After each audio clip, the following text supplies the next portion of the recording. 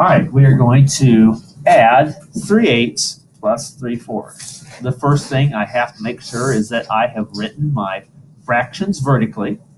I will then look at my denominators.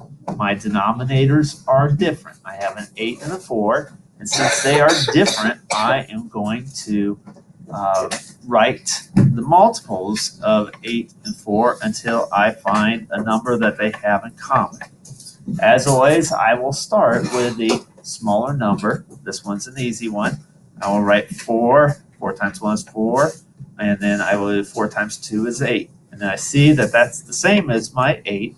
So my new common denominator is going to be 8. So I will write that up here, leaving a fraction gap, space where I can show my work. And then I will simply up here, I can either say 3/8 equals 3/8, or if I want, I can say 8 times what is 8? 8 times 1 is 8. And then whatever I do to my denominator, I do to my numerator. So since I multiplied the 8 times 1, I will multiply the 3 times 1, and I get the same thing, a 3/8. Now I will go down to my 3/4. I will ask 4 times what equals 8? That would be 4 times 2 equals 8. And I will remember the most important rule of fractions. Whatever I do to my denominator, I do to my numerator. Since I multiplied my 4 times 2, I will multiply my 3 times 2.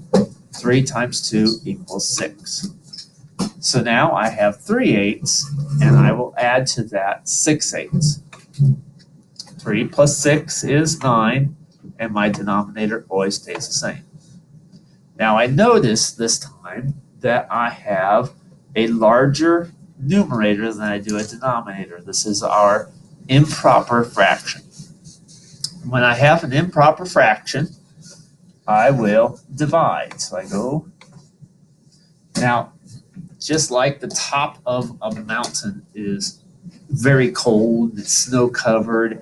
If you go to the top of the mountain, you're going to want to go inside to warm up at a nice cozy fire. So if you're on top of a fraction, it's cold up there, and so you will want to come inside where it is nice and warm. Then your 8, which is down in the valley, will already be warm, so it will stay on the outside. So I will begin by asking how many times 8 goes into 9. Well, that would be 1 time. Then I will multiply. Just remember our dad, mom, sister, brother. Dad, mom, sister, brother. Okay? So I multiply now. 1 times 8 is 8.